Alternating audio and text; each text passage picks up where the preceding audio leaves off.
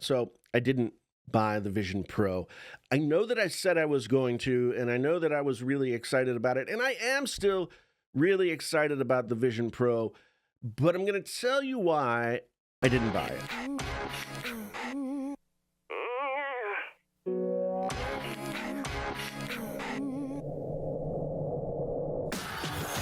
All right, I've done it.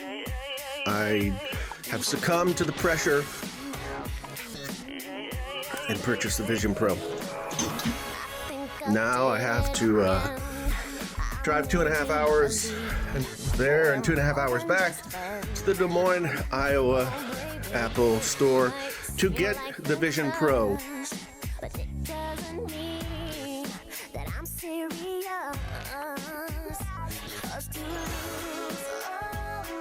I was like, holy shit, this is it.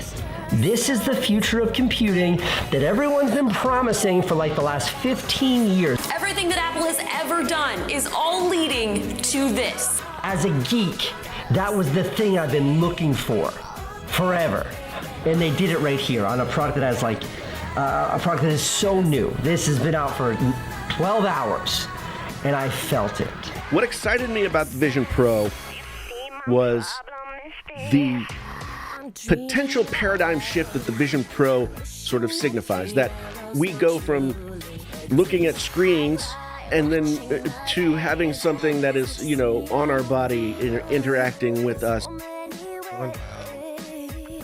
Something happened. I saw some light. I can't read anything. Hello? It's funny, I see my back screen here, but